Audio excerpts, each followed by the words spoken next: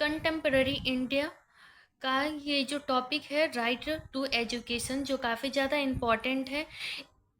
इस पे काफ़ी सारे नंबर्स ऑफ क्वेश्चन पूछे जाते हैं, डायरेक्ट फॉर्म में पूछे जाते हैं, नहीं तो ये काफ़ी ज़्यादा मिक्सिंग करके भी पूछ लिया जाता है और ये काफ़ी ज़्यादा इम्पॉर्टेंट है।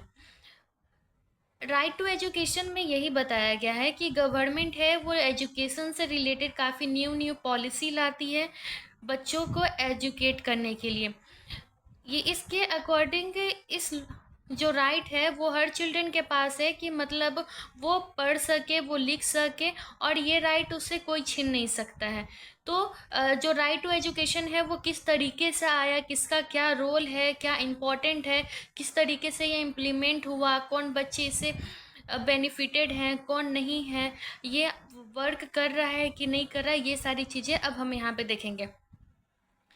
तो मैंने यहाँ पे 2 पॉइंट्स लिखा है। जो इम्पोर्टेंट पॉइंट्स होगा ना मैं उसे हाईलाइट भी करूँगी, क्योंकि इससे ज़्यादा वो पूछते हैं। अगर हम ये इम्पोर्टेंट पॉइंट्स लिखते हैं तो हमें नंबर्स मिलते हैं।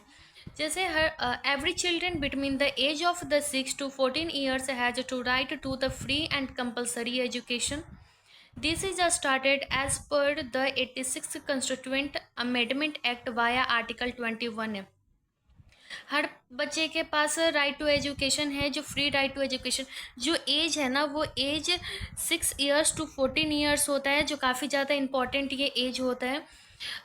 इतने एज के बच्चे के पास एलिमेंट्री एजुकेशन लेने का राइट्स है। Elementary education in the sense कि 1 से लेकर 8 क्लास तक बच्चे को फ्री में पढ़ाया जाएगा, जहाँ पे उन्हें एक अच्छी क्वालिटी ऑफ एजुकेशन दी जाएगी। और ये जो है वो 86 कॉन्स्टिट्यूशन अमेंडमेंट के अंदर आया था, जो आर्टिकल 21A। काफ़ी ज़्यादा इंपॉर्टेंट है ये, बहुत ज़्यादा इंपॉर्टेंट। मतलब अगर राइट टू एजुकेशन पूछे ना तो ये वाले लाइंस तो लिखने ही हैं, और साथ में ये वाली।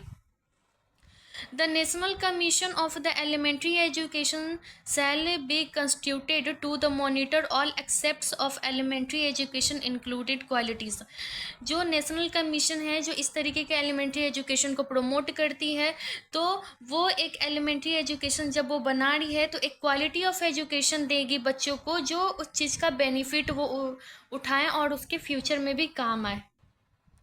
अब जो राइट टू एजुकेशन है उसको शॉर्ट फॉर्म में RTE भी लिखा जाता है। तो ये एक्ट 2009 में जब आया था तो इसके कुछ फीचर्स हमें देखने को मिले थे कि जैसे ये जो एजुकेशन है राइट टू एजुकेशन, वो हम एलिमेंट्री लेवल की बात कर रहे हैं, तो यहाँ पे सभी के पास फ्री और कंपलसरी एजुकेशन होनी चाहिए। जो एज है वो 6 to 14 ईयर्स का एज होना चाहिए।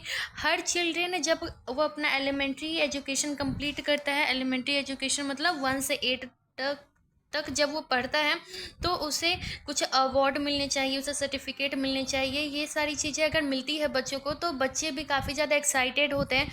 उन्हें भी लगता है कि मतलब हमने अच्छा परफॉर्मेंस किया है, जिस कारण मुझे ये सारे इतने सारे गिफ्ट्स, अवार्ड, सर्टिफिकेट्स ये सारे मिल रहे हैं। और जो भी वहाँ पे टीचर जो पढ़ाएंगे उनके पास एक अच्छी डिग्री तो होनी ही चाहिए। साथ में जो डिग्री होनी चाहिए वो एक बेस्ट क्वालिटी ऑफ डिग्री होनी चाहिए, जो एक अच्छे टीचर्स परफॉर्म करे बच्चे के बीच में, और उनके पास एक्सपीरियंस भी होना चाहिए। और जब हम बात करते हैं इस एक्ट में मोस्ट इम्पॉर्टेंट चीज़ ये देखा गया था कि टीचर और स्टूडेंट का जो कॉम्बिनेशन, उनकी जो बॉन्डिंग है वो काफ़ी अच्छी होनी चाहिए, और उनका रेशियो भी देखने को मिलता है कि जैसे मान लो अगर 30 टीचर हैं, जब 30 स्टूडेंट है तो वहाँ पे 2 टीचर उसके लिए अवेलेबल हो। तो जब स्टूडेंट और टीचर का जब रेशियो अच्छा होगा तो मतलब टीचर अच्छे से बच्चे के साथ बात करेंगे, उन्हें टाइम देंगे, उनकी जो एक्टिविटी है उस पर ध्यान देंगे। तो ये सारी जो चेंजेस, ये सारी जो फीचर्स थे वो राइट टू एजुकेशन में हमें देखने को मिला। ये जो सारे पॉइंट्स हैं ना वो काफ़ी ज़्यादा इम्पोर्टेंट पॉइंट्स हैं। जब राइट टू एजुकेशन एक्ट आया था 2009 में, तो ये देखा गया था कि बच्चे को, सारे बच्चे को के पास राइट है, राइट टू फ्री एजुकेशन का एलिमेंट्री लेवल तक। पर सिर्फ उन बच्चे को नहीं राइट से जो सिर्फ नॉर्मल है, हर बच्चे के पास एक स्पेशल राइट है राइट टू एजुकेशन का। तो एक एज लिमिट रखा गया। जैसे जो राइट टू एजुकेशन जो नॉर्मल बच्चे हैं उनका जो एज था वो 6 to 40 ईयर्स का था। और जो डिसेबल स्टूडेंट्स हैं या फिर उन्हें जो स्पेशल चिल्ड्रन कहा जाता है, उनका जो एज था वो 16 to 18 ईयर्स 6 to 18 ईयर्स का एज है। ये काफ़ी ज़्यादा इम्पॉर्टेंट है कि जब नॉर्मल स्टूडेंट का जो एज पूछता है वो 6 से 14 साल, और जब डिसेबल स्टूडेंट का जब एज पूछता है तो 6 से 18 साल होता है।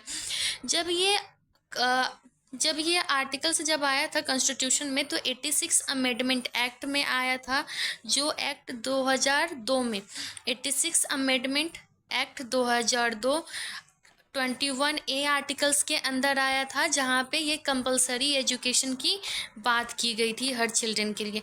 तो क्या रखना है, constitution 86 amendment act 2002 articles 21A।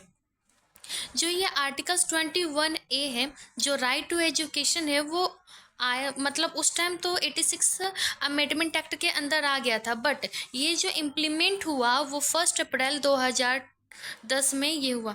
मतलब ये जो इम्प्लीमेंट हुआ 1 अप्रैल 2010 में ये हुआ। जब ये एक्ट आया तो यहाँ पे कुछ रूल्स एंड रेगुलेशन भी आए, जहाँ जो ये जो चीज़ें हैं वो फॉलो करना काफ़ी ज़्यादा कंपलसरी ही है। जैसे जब बच्चे को कोई फिजिकल पनिशमेंट नहीं दिया जाएगा, ना ही उनको कुछ मेंटल हरासमेंट दिया जाएगा। और जब उनकी एडमिशन ली जाएगी, जब वो एडमिशन लेते हैं, तब मतलब एक हर बच्चे को एक जिस तरीके से यूनिफॉर्म कोड होता है, यूनिफॉर्म उनके ड्रेस हैं, उस तरीके से हर बच्चे को देखा जाएगा। ये उस तरीके से शो नहीं किया जाएगा कि मतलब ये बच्चे ज़्यादा पढ़ने में अच्छे हैं तो इन्हें ज़्यादा फोकस करो, ये बच्चे पढ़ने में ठीक नहीं है तो इन पे कम फोकस करो, इस तरीके का कुछ नहीं होगा। फ़ी की बात करें तो एक जो बेसिक रिक्वायरमेंट जितना कम फ़ी होगा, उनसे फ़ी ज़्यादा ये कह के नहीं ज़्यादा लिया जाएगा कि मतलब ये फैसिलिटी दे रहे हैं तो मुझे ये इतना फ़ी चाहिए, इस तरीके का कुछ नहीं होगा। और जो टीचर वहाँ के जो गवर्नमेंट टीचर्स हैं, वो कहीं प्राइवेट में जाकर वो पढ़ाएंगे नहीं बच्चे को, वो एक उन्हें उस तरीके से पढ़ाएंगे जैसे एक प्राइवेट ट्यूशन में जैसे उन्हें टीचिंग की जाती है, वैसे ही टीचिंग गवर्नमेंट स्कूल्स में भी किया जाएगा। और अगर कोई भी स्कूल अगर कोई रनिंग करवा रहा है, प्राइवेट स्कूल की अगर बात करें, कोई वो रनिंग कर रहा है, तो बिना रिकॉग्नाइजेशन का, बिना सर्टिफिकेट, बिना प्रूफ कि ये स्कूल है, तो मतलब इसकी कुछ जो पेपर्स हैं वो सारी चीज़ें अगर है तभी वो एक स्कूल को रन करवा सकता है। ऐसी जब तक उसके पास कुछ भी डॉक्यूमेंट्स नहीं है तब तक वो रन करवा नहीं सकता है। राइट टू एजुकेशन नॉर्मल बच्चों के लिए तो हमने देखा है कि कैसे बेनिफिट हैं, किस तरीके से चेंजेस आ रहे हैं, क्या क्या फीचर्स हैं। अब जो स्पेशल स्टूडेंट्स हैं उनके लिए भी देखने को मिला, जैसे हैंडीकैप्ड स्टूडेंट के की बात करें, या फिर जो जिनको आई प्रॉब्लम है, या फिर वो अच्छे से स्टैंड नहीं हो पा रहे हैं, तो मतलब जो स्पेशल स्टूडेंट्स हैं उनके लिए भी ये इम्पॉर्टेंट है, क्योंकि उन्हें सोसाइटी में इस तरीके से देखने मतलब लोगों के द्वारा उन्हें इस तरीके से दिखाया जाता है कि वो मतलब वो काफ़ी ज़्यादा किसी पर ज़्यादा डिपेंडेंट है, वो कुछ नहीं कर सकते हैं, इस तरीके से सोसाइटी में उन्हें शो किया जाता है। बट इस एजुकेशन की मदद से उनके पास भी राइट है कि वो अच्छे से अच्छे एजुकेशन को गेन करें, और वो जो वो चाहते हैं बनना वो बन सके, क्योंकि गवर्नमेंट उन्हें हर तरीके की अलग अलग फैसिलिटी देती है।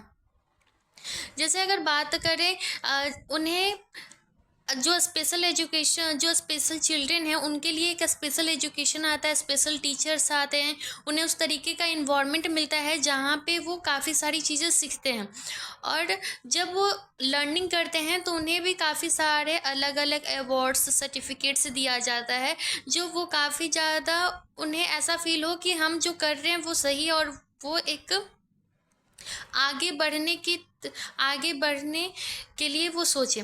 जैसे यहाँ पे देखिए, जो एजुकेशन ऑफ हैंडीकैप्ड है इसमें ये दिखाया गया है कि जब उन्हें एजुकेशन मिल रहा है तो एक अच्छे क्वालिटी ऑफ एजुकेशन मिलनी चाहिए।